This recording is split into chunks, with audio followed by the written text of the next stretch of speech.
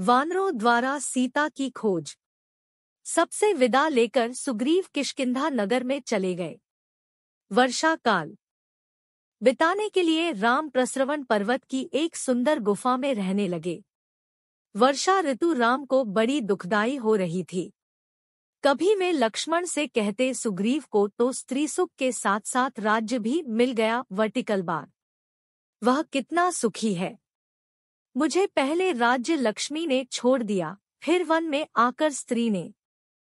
कहाँ जाऊं, क्या करूं? उधर सुग्रीव ने बाली की स्त्री तारा से विवाह कर लिया। वर्टिकल बार भोगविलास और मदिरा पान में वह डूब गया और राम को दिया हुआ अपना वचन बिल्कुल भूल गया। जब वर्षा समाप्त गई तो हनुमान ने सुग्रीव को अपने कर्तव्य की याद दिलाई।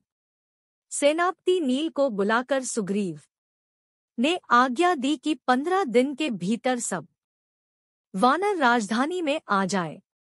नील ने सभी दिशाओं में दूत भेजे। सुग्रीव फिर भोगविलास में रम गया। इधर शरद ऋतु आने पर सुग्रीव राम के पास नहीं आया तो उन्हें बड़ा क्रोध हुआ।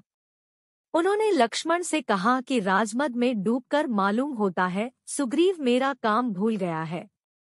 किष्किंधा जाकर उससे साफ कह दो कि यमलोक का दरवाजा बंद नहीं हुआ। जिस रास्ते बाली गया है उसी से उसको भी भेज दूंगा। इतना सुनते ही लक्ष्मण आग बबूला हो गए और धनुष बाण लेकर चल दिए। लक्ष्मण को बड़े क्रोध में देखकर राम ने कहा, डरा धमकाकर और समझा बुझाकर काम निकालना है। आखिर सुग्रीव हमारा मित्र ही तो है और उससे सहायता भी लेनी है। किष्किंधा पहुंचकर लक्ष्मण ने धनुष की टंकार की तो सुग्रीव भयभीत हो गया। लक्ष्मण के सामने आने का उसको साहस नहीं हुआ। तारा ने बुद्धिमानी से उनका क्रोध शांत किया। वर्टिकल बार वह लक्ष्मण को अंतःपुर में ले गई और उनका उचित आदर सत्कार किया। सुग्रीव ने हनुमान को बुलाकर कहा, फिर दूत भेजो, सब वानरों को बुलवाओ। जो 10 दिन के भीतर नहीं आ जाएगा उसे कठोर दंड मिलेगा। इसके बाद लक्ष्मण के साथ सोने की पालकी में बैठकर वह राम से मिलने गया। राम के चरणों पर गिरकर उसने क्षमा मांगी। राम ने बड़े स्नेह से उसे गले लगा लिया। वर्टिकल बार राम और सुग्रीव में बातें हो ही रही थी कि वानर भालुओं की टोलियां आ पहुंची। नल, नील, अंगद और हनुमान के साथ लाखों वानर प्रस्नवण पर्वत पर आ गए। जामवंत के पीछे पीछे भालुओं की बड़ी भारी भीड़ थी। वानर भालुओं को देखकर राम बड़े प्रसन्न हुए। राम ने सुग्रीव से कहा, भाई, पहले तो यह पता लगाना है कि सीता जीवित है अथवा नहीं। यदि जीवित है तो किस स्थिति में है। सुग्रीव ने वानरदल को 4 भागों में बांटा, प्रत्येक दल का एक नायक बना दिया। सुग्रीव ने उन्हें नगरों, द्वीपों और वनों का पूरा विवरण भी बता दिया। वर्टिकल बार उसने हनुमान, नल, नील आदि चुने हुए वानरों को अंगद के नेतृत्व में दक्षिण की ओर भेजा। वर्टिकल बार हनुमान को पास बुलाकर राम ने अपने नाम की अंगूठी दी और कहा कि मेरी यह निशानी देखकर सीता समझ जाएगी कि तुमको मैंने भेजा है। उसका हाल लेकर मेरा दोहक भी उसे सुनाना। सुग्रीव ने सबको कहा, वीरों, जैसे भी हो सके सीताजी का पता लगाओ। इस काम के लिए 1 महीने का समय दिया जा रहा है। बिना समाचार लिए जो 1 महीने बाद लौटेगा उसे मृत्यु दंड मिलेगा। राजा सुग्रीव की जय, महाराजा रामचंद्र की जय नारे लगाते हुए वानरवीर अपनी अपनी दिशाओं में चल पड़े।